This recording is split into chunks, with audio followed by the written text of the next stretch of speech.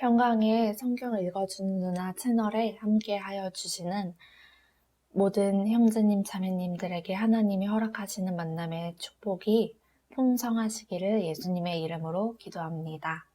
아멘.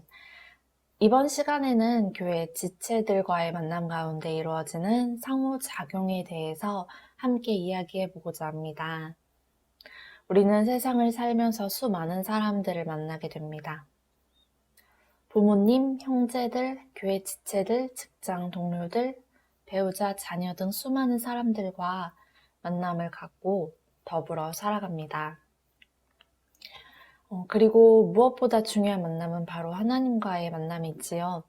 나를 창조하셨고 나의 이름을 아시는 분, 나의 머리털을 세실 수 있는 능력자이신 하나님을 알고 예수님을 알며 말씀이 내 마음, 심령에 들어오게 되면 죄가 무엇인지 알게 되고 예수님이 어떤 분인지 하나님의 성품과 세상의 속성을 구분할 수 있게 됩니다.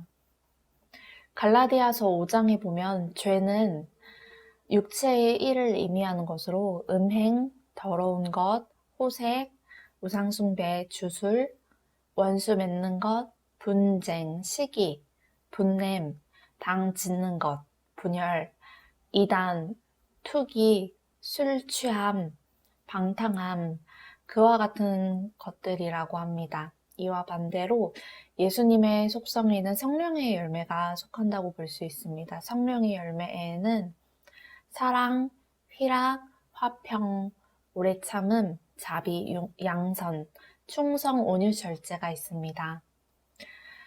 죄를 알고 예수님을 아는 영적인 지식을 기반으로 하여 공동체 내에서 상호작용을 하며 교회가 함께 성장해 나갑니다.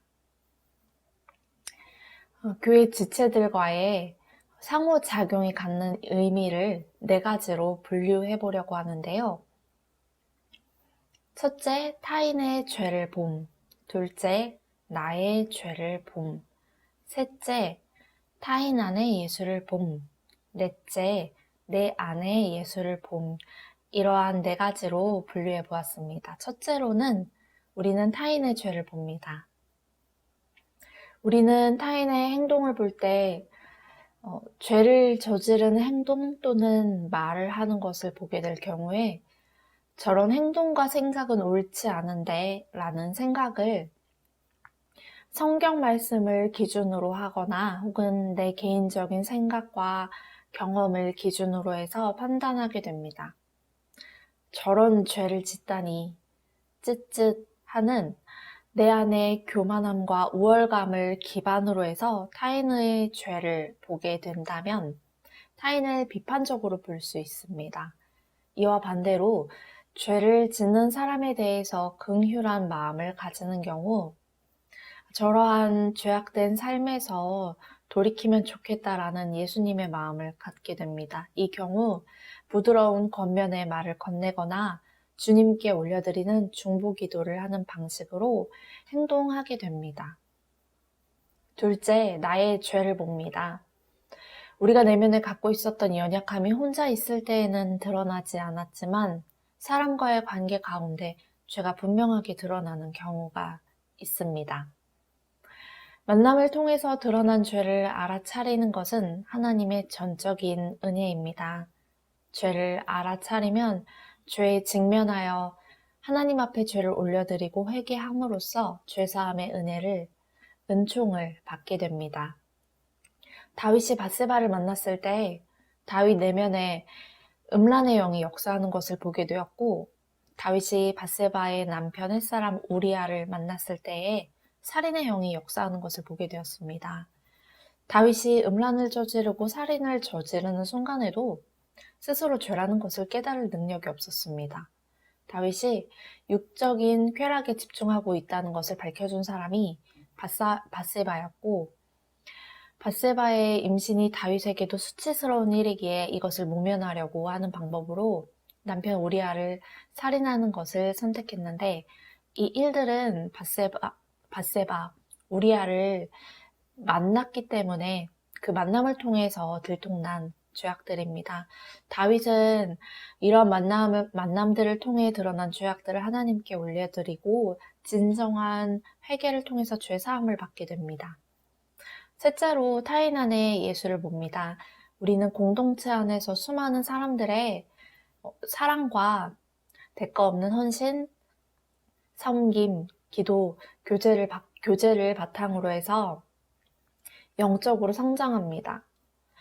그래서 내 안에 거저 받았던 섬김과 헌신을 토대로 나 또한 성장하고 누군가를 섬기는 자가 됩니다.